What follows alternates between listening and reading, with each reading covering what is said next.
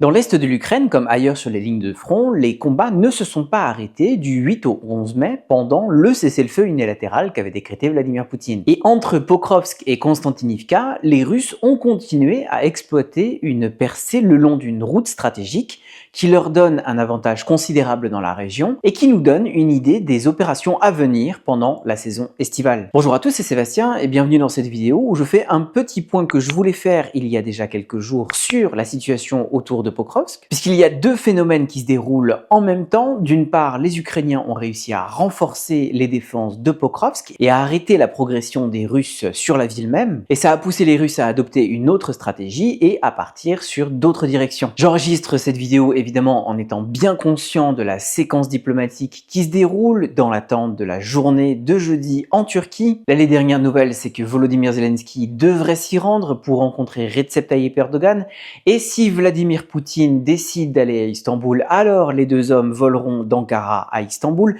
et peut-être que Donald Trump, qui est en ce moment en Arabie Saoudite, se greffera sur l'ensemble à la dernière minute. Si vous suivez mes vidéos, vous savez ce que j'en pense. Vladimir Poutine ne viendra pas en Turquie, et donc Donald Trump non plus, puisque lui, ce qui l'intéresse, c'est une rencontre en tête-à-tête avec Vladimir Poutine, que jusqu'à présent le Kremlin lui refuse, puisque la Maison-Blanche ne lui a pas encore offert la capitulation de l'Ukraine sur un plateau. Et donc toute cette journée en Turquie devrait se solder par un non-événement, et ensuite on repartira sur des discussions sur des nouvelles sanctions, avec ou sans les Américains, tout en tentant de relancer des nouvelles initiatives diplomatiques, en faisant semblant que Vladimir Poutine peut être intéressé par la paix, en tout cas par une paix qui ne soit pas une capitulation de l'Ukraine. Lui, Vladimir Poutine, comme je l'ai dit dans ma dernière vidéo, il est droit dans ses bottes, il est dans son bunker du Kremlin et il continue sa guerre. Et une des manières d'atteindre ses objectifs, c'est de continuer ses opérations militaires sur le terrain. Dans le sud-est de l'Ukraine, les Russes sont à l'offensive depuis octobre 2023.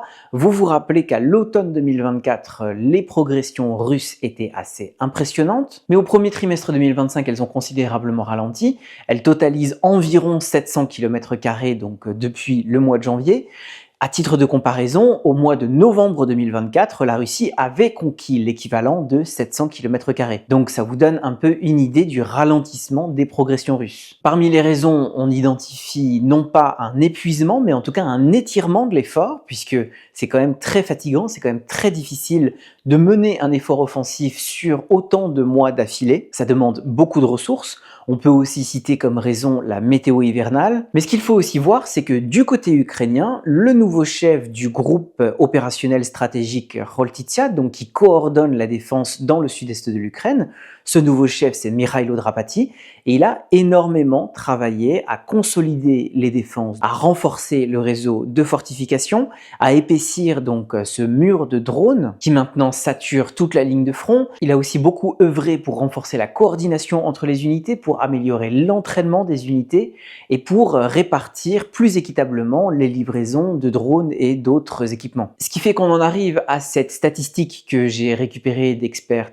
OSINT. En automne 2024, il fallait 17 assauts russes pour prendre 1 km², ça c'était une moyenne, et au mois de mars 2025, il en fallait 36. Donc le double du nombre d'assauts russes pour conquérir 1 km², et on peut s'imaginer les pertes humaines et matérielles qui accompagnent ces assauts. Ce qu'a fait Mikhailo Drapati autour de Pokrovsk, c'est aussi qu'il a coordonné quelques contre-offensives locales qui ont permis non seulement de renforcer les positions ukrainiennes, mais aussi d'arrêter les avancées russes. Alors qu'il y a quelques mois, en décembre, janvier, on voyait déjà des groupes de reconnaissance russes pénétrer dans la ville même de Pokrovsk. Maintenant, les troupes russes sont bloquées à 3-4 km de la ville et leur manœuvre d'encerclement par l'ouest a aussi été stoppée. Et ça, c'est quand même un sacré frein à l'ambition russe de capturer Pokrovsk. Pokrovsk, je rappelle, c'est très important dans la région. C'est une plateforme logistique et c'est un carrefour de communication, donc un nœud routier et un nœud ferroviaire. Et prendre cette localité stratégique pour s'assurer le contrôle du sud de l'oblast de Donetsk, c'est l'objectif prioritaire des Russes. Mais face au coup d'arrêt que leur a imposé Mikhailo Drapati, eh bien, ils ont dû partir dans d'autres directions. À l'ouest de Pokrovsk, ils continuent d'avancer vers la frontière administrative de l'oblast de Dnipropetrovsk. Ils en sont maintenant à 2-3 km, et s'ils atteignent cette ligne de démarcation, ça ne leur donnera aucun avantage stratégique, mais ça sera très symbolique, puisque en dehors des attaques aériennes sur des cibles militaires et civiles, le territoire de l'oblast de Dnipropetrovsk n'a pas été touché par la guerre, et ça depuis 2014. Les Russes se rapprochent de la frontière de l'oblast de Dnipropetrovsk et ils continuent de longer la route qui va de Donetsk à Zaporizhia, et donc qui est elle-même une route stratégique, et cela les aide petit à petit à conquérir ce qui reste du sud de l'oblast de Donetsk. Mais cette avancée-là, elle se traduit par la prise de steppes et de champs, ce n'est pas du tout équivalent à la prise d'une ville comme Pokrovsk, et en plus de ça, c'est très lent, ça va quand même prendre un certain temps pour que les Russes arrivent à des résultats, à supposer que le rythme des avancées continue comme aujourd'hui. La grande nouveauté de ces derniers jours, c'est à l'est de Pokrovsk, les Russes ont effectivement réalisé une percée le long de la route stratégique T0504 qui relie Pokrovsk à Konstantinivka. Et on le voit très bien sur cette chronologie des cartes Deep State. Ça a été une percée qui a été réalisée dans les premiers jours de mai. Et effectivement, aujourd'hui, la route n'est plus praticable, n'est plus utilisable par les Ukrainiens, qui doivent faire de gros détours maintenant pour relier les villes de Pokrovsk et de Konstantinivka. Les Russes ont déjà franchi la route, il y a des combats dans le village de Novopoltavka, et ils continuent à avancer le long de cette route pour remonter sur Konstantinivka. Donc Konstantinivka, je rappelle, c'est le début d'une grande agglomération qui relie Konstantinivka à Drochkivka, Kramatorsk et Slaviansk. Et donc si on observe la carte, on voit que la progression russe sur le nord va fragiliser les positions ukrainiennes sur le sud. La plupart des champs de ruines de Toretsk et de Tchassif Yar sont déjà tenus par les Russes. Et on voit que si jamais ça continue, ça va commencer à ressembler à une poche pour les Ukrainiens,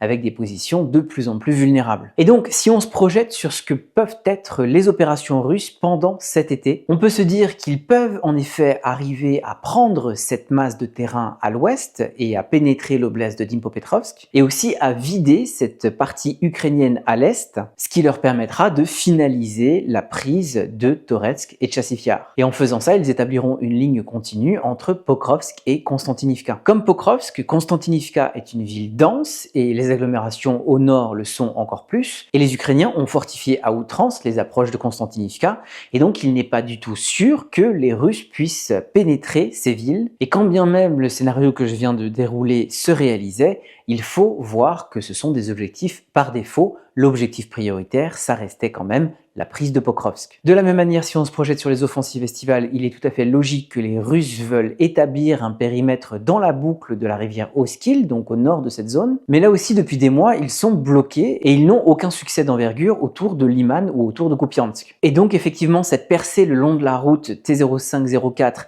elle est impressionnante et les Russes continuent d'avancer, mais les Ukrainiens ont beaucoup fortifié, ils ont épaissi leur mur de drones, ils ont aussi amélioré la coordination et la qualité de leurs unités.